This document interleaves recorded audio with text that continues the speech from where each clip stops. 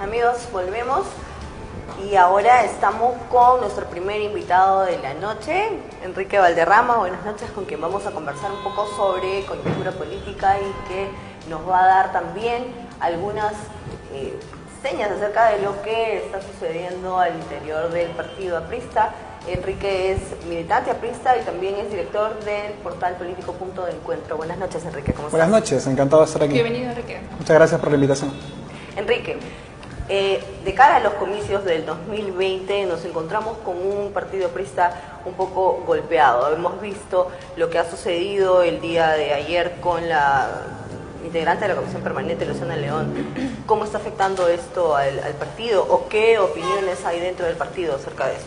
Bueno, lo primero que nosotros esperamos que cualquier militante que esté inmerso en alguna investigación sepa dar las explicaciones debidas y evidentemente también exigiremos pues el respeto del debido proceso para cualquier militante, sea quien sea y se llame como se llame, y evidentemente tras una investigación en donde se respete justamente sus derechos fundamentales y de encontrarse algún responsable en cualquier caso, naturalmente tendría que ser separado del partido si fuese encontrado cualquier militante culpable de un acto de corrupción. En eso creo que hay que ser muy claros.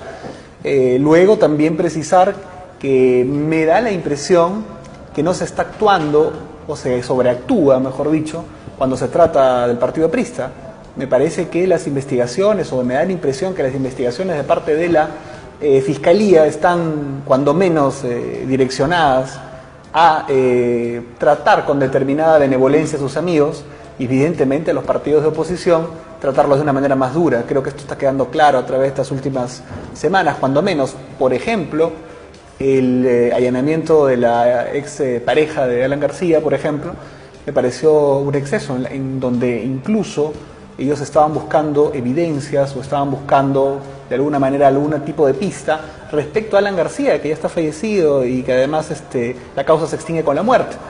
Ellos mismos han declarado en ese sentido y me parece que eso después, cuando menos, va a ser seguramente materia de investigación posterior del por qué se actúa de esa manera.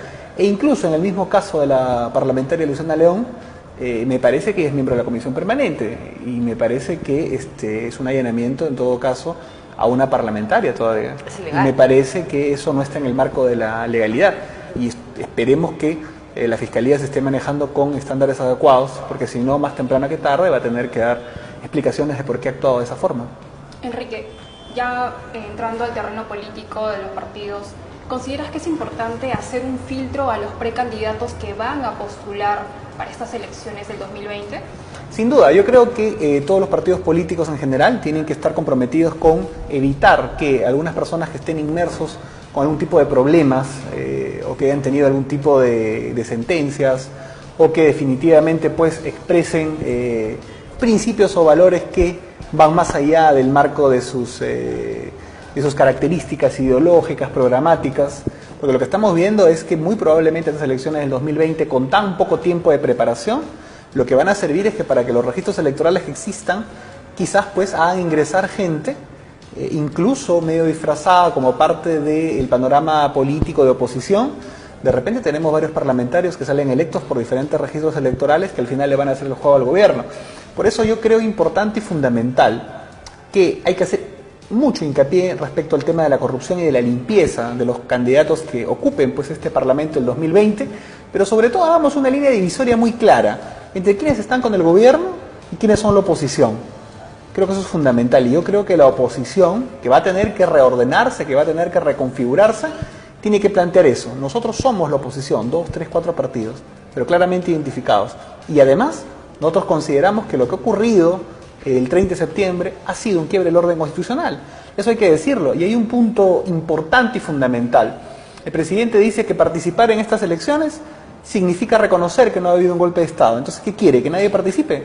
Para que solamente la lista parlamentaria que seguramente encabece Salvador del Solar o Daniel Salaverry o una persona con características similares copen completamente el Parlamento y hagan la voluntad del presidente como monarca.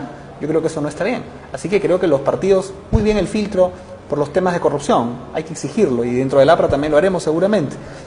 pero importante también va a ser determinar que todos los perfiles de candidatos estén claramente marcados en la oposición, que es el momento crítico para hacerlo.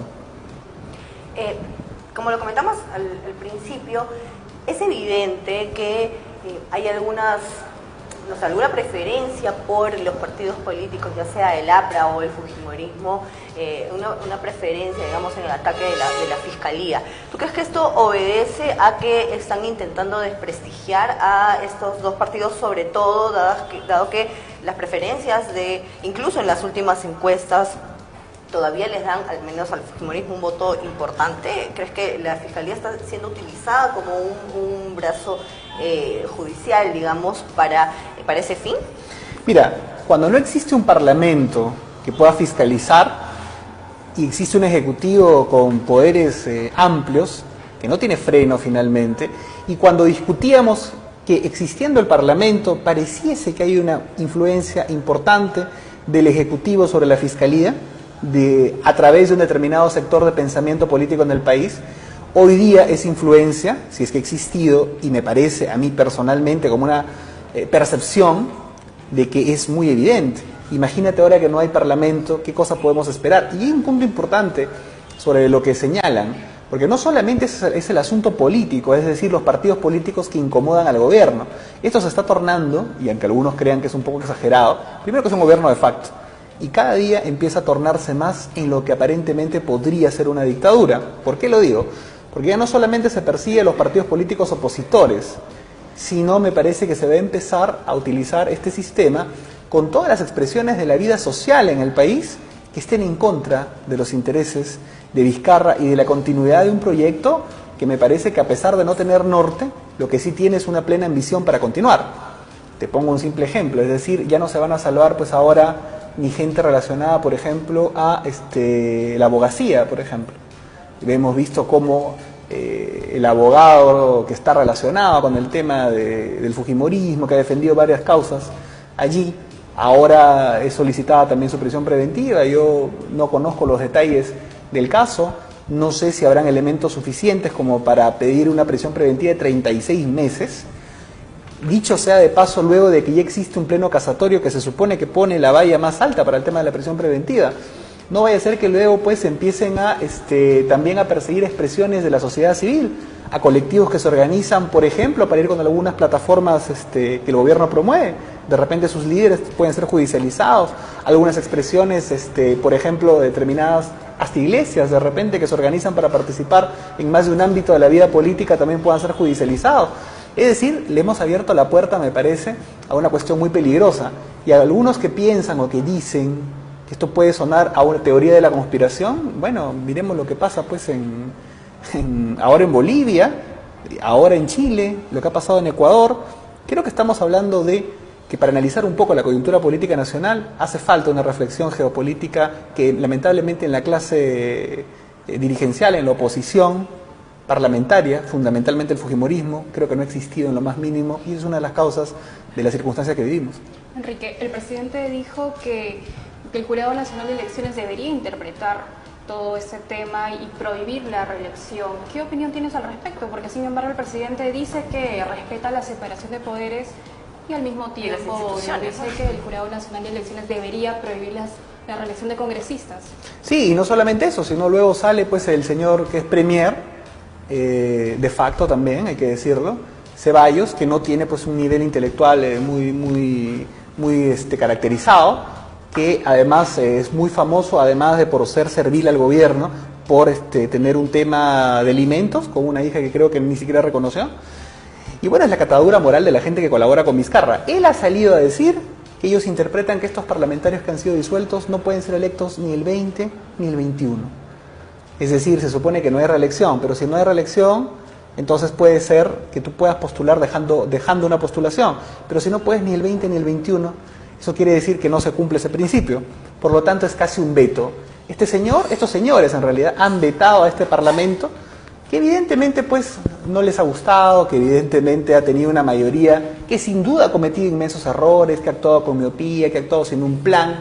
Muy bien, pero eso no justifica el hecho de que pueda cerrar un poder del Estado que se supone que tiene que ser autónomo. Y sin duda, ahora que no existe este poder, ellos van a ir a darle órdenes prácticamente al Jurado Nacional de Elecciones, su influencia sobre el Ministerio Público va a aumentar, que ya era importante, su influencia sobre el Poder Judicial sin duda va a aumentar, y el Tribunal Constitucional, que ha sido la madre del cordero, la razón por la cual han dado un golpe de Estado, va a mantener una configuración favorable al gobierno. Es muy crítica esta situación y por eso pienso que la oposición democrática tiene que reorganizarse para dar una pelea de mediano y largo plazo. ¿Cómo ves esa organización de la oposición? Porque estamos hablando ya no estamos hablando del Congreso, ya no. Ya esta pelea, por decirlo de alguna manera, tiene que darse fuera del Congreso, en otros ámbitos. ¿Cómo ves esta organización? Mira, yo considero lo siguiente.